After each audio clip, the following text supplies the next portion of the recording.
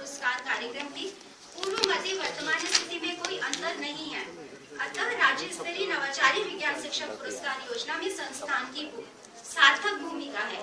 शिक्षकों के लिए सृजनात्मकता एवं नवाचार में राज्य स्तरीय नवाचारी विज्ञान शिक्षक पुरस्कार का योगदान सराहनीय है।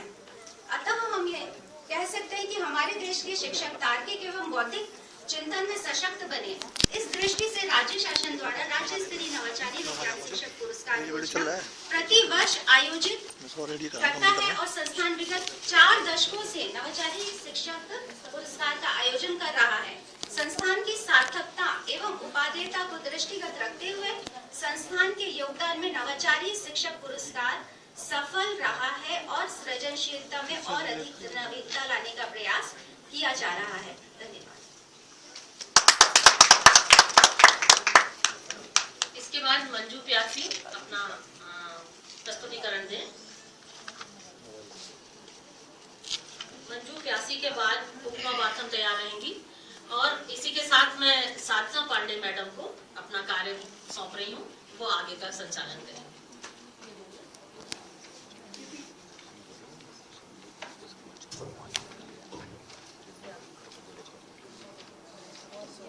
आदरणीय शिक्षक, उपस्थित गुरुजन एवं मेरे भाइयों और बहनों, मेरा शोध पत्र ऑफिसर प्रभावी शिक्षण के लिए संप्रेषण कौशल से संबंधित है।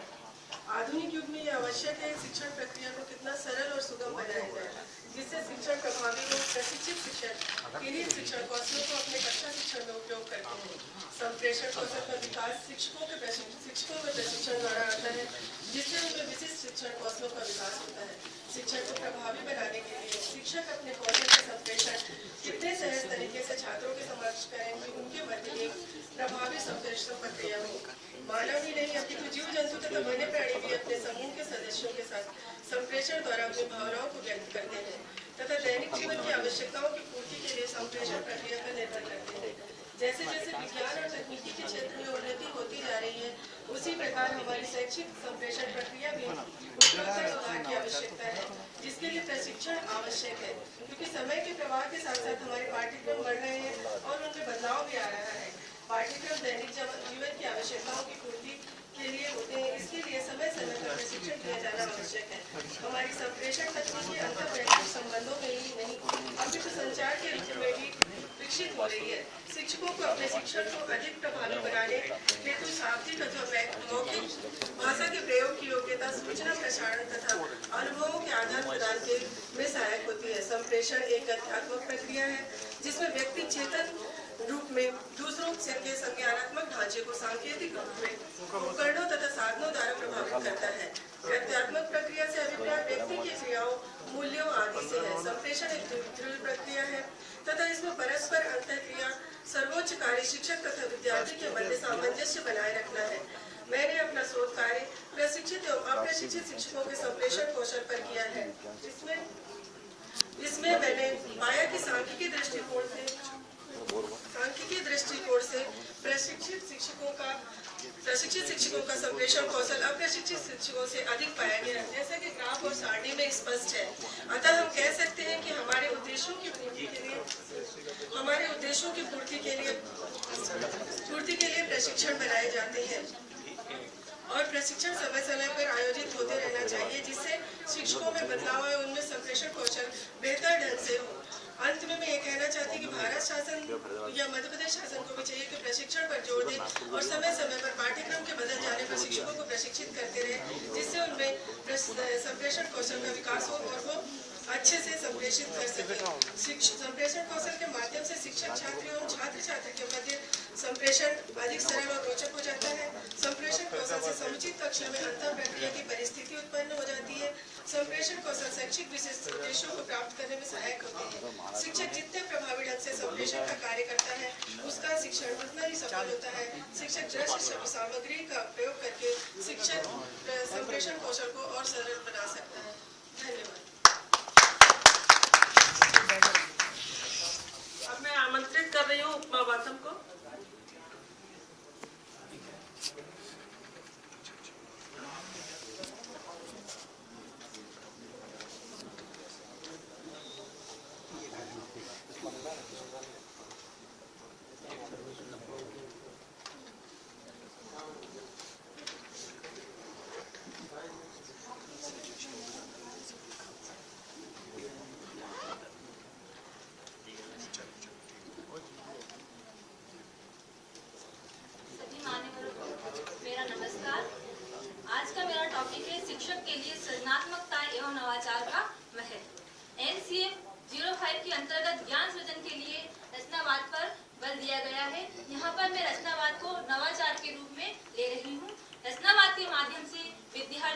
पूर्व ज्ञान एवं वर्तमान संवाद के आधार पर स्वयं करके सीखता है और नवीन ज्ञान का सृजन करता है। ऐसा माना जाता है कि बाल अवस्था ही सृजन की सबसे श्रेष्ठ अवस्था होती है तथा ज्ञान प्राप्त करने की प्रक्रिया उसकी बुद्धि एवं सामाजिक अंतरक्रिया के फलस्वरूप होती है। अगर हम बात करें कि शिक्षक के लिए सृजनात्मकता एवं नवाचार क्या है, तो सृजनात्मकता और नवाचार को मैं थोड़े से शब्दों में बताऊंगी। रचनावाद नवीन ज्ञान का सृजन करवाना और सृजनात्मकता यानी कि नवीन ज्ञान का सृजन करना।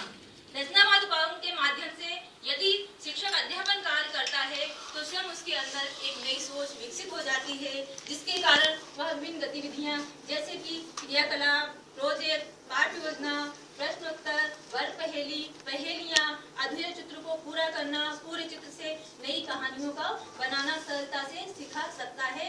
यही मैंने अपने शोध कार्य में लिया है। तथा शिक्षक के अंदर सृजनात्मकता के कारण उनकी स्वयं की शिक्षा शैली में दिन पर दिन निखार आता जाता है और शिक्षक विद्यार्थियों में बौद्धिक विकास, नई सोच, सामूहिक भावना, रुचि, जिज्ञासा एवं तर्कशक्ति का विकास करता है, जिसके द्वारा विद्यार्थी स्वयं करके सीखता है तथा नए नए अन्वेषण के लिए तत्पर रहता है। सामूहिक भावना का विकास होता है और वह ज्ञान को सभी में बांटकर सृजन करता है तथा विद्यार्थियों में वैज्ञानिक दृष्टिकोण का विकास होने लगता है। अतः हम कह सकते हैं कि शिक्षक के लिए सृजनात्मकता एवं नवाचार महत्व रखता है तथा विद्यार्थियों के सर्वांगीण विकास में सहायक होता है। लघु शोध कार्य, मैंने अपने लघु शोध कार्य को राजगढ़ जिले के सीबीएसई तथा एमपी बोर्ड के माध्यमिक शासकीय एवं अशासकीय विद्यालय के विद्यार्थियों पर रचनावाद उपागम को लेकर किया। इस सेमिनार में मैं एमपी बोर्ड एवं शासकीय एवं अशासकीय विद्यालय के विद्यार्थियों की शैक्षिक उपलब्धि एवं कठिनाई स्तर को बता रही हूँ। मैंने प्रत्येक विद्यालय के 50 विद्यार्थियों को 10-10 के 5 समूह में विभक्त किया तथा रचनावाद उपागम के माध्यम से शिक्षण कार्य करने पर उनकी शैक्षिक उपलब्धि उत्कृष्ट पाई गई, जैसा कि सारणी एवं ग्राफ से स्पष्ट है। शैक्षिक उपलब्धि के उत्कृष्ट आने के संभावित कारण निम्नानुसार हैं। क्यों व कैसे के लिए सूझ विकसित होना। विद्यार्थी में सूझ विकसित होती है, जिसके कारण वह विषय वस्तु में क्या, क्यों और कैसे करना है वो बहुत अच्छे से समझ जाता है। रटन प्रणाली से मुक्त होना, सूझ विकसित होती है, जिसके कारण विद्यार्थी गतिविधियों को समझकर सही करता है और रटन प्रणाली से मुक्त हो जाता है। बौद्धिक अवसर प्राप्त होना, जब वह सब कुछ अच्छे से करने लगता है तो विद्यार्थियों को बौद्धिक अवसर प्राप्त होने लगते हैं, जिसके कारण वह विषय वस्तु को समझते हुए अधिक समय न लेकर कम समय में पूरा करने लगता है। सहयोग की भावना, एक साथ कार्य करने में सहयोग की भावना उत्पन्न होती है, जिसके कारण वे विषय वस्तु और अन्य चीजों को एक दूसरे से मिलकर बांटते हैं और नए ज्ञान का सृजन करते हैं। स्वतंत्र वातावरण में सृजनात्मकता अधिक विकसित होती है, अतः रचनावाद हमें शाला में स्वतंत्रता प्रदान करता है। ये सभी कारण हैं जो कि हमें बताते हैं कि विद्यार्थियों में शैक्षिक उपलब्धि का स्तर ऊंचे से ऊंचा होता जा रहा है। लेकिन इस उपागम को लागू करने में कुछ कठिनाइयों का सामना करना पड़ा। ये कठिनाइयां सभी विद्यालय के विद्यार्थियों में लगभग समान पाई गई, जैसा कि सारणी एवं ग्राफ से स्पष्ट होता है। इन कठिनाइयों को मैं इस प्रकार बयान कर रही हूँ। पाठ्यक्रम का समय सीमा पाठ्यक्रम का समय सीमा में पूर्ण होना, क्योंकि विद्यार्थी स्वयं करके सीखता है। क्योंकि वो माध्यमिक स्तर का है, उसके अंदर सृजन की क्षमता का विकास थोड़ा कम है, इसलिए वह इसको अधिक समय में करता है और पाठ्यक्रम को समय सीमा में पूर्ण होने में विलंबता होनी निश्चित है। महंगा होना, विद्यार्थियों को प्रोजेक्ट व विभिन्न गतिविधियों के लिए सहायक सामग्री पूर्ण रूप से या फिर आंशिक रूप से खुद को ही निर्माण करनी पड़ती है, अर्थात रचनावाद युक्त प्रयोगशाला का न होना। भाषा को पढ़ या लिख नहीं पाना, इस उपागम में कुछ विद्यार्थियों में हिंदी भाषा लिख पाते हैं और न ही वह पढ़ पाते हैं। जब रचनावाद से उन्हें समझाया जाता है तो विषय वस्तु को बहुत अच्छे से समझ लेते हैं, पर उनको वह समापी में बयान नहीं कर पाते हैं। उत्तर का निर्माण करने में कठिनाई का आना, विद्यार्थियों में उत्तर निर्माण करने की रुचि बहुत अधिक पाई गई, पर वह इस चीज को ये समझ नहीं पाते कि उसको किस लय में हमको लिखना है। विद्यार्थियों का अनियमित होना। कुछ विद्यार्थी जो अनियमित रहते हैं उनको यह उपागम अपने स्थायी ज्ञान प्राप्त करने में मदद नहीं कर पा रहा है। इसके बावजूद भी हम देखो तो ये कठिनाइयां इतनी प्रबल नहीं है कि इन्हें दूर ना किया जा सके। इन कठिनाइयों को कैसे दूर कर सकते हैं, इसके लिए कुछ समाधान मेरे हिसाब से सही है।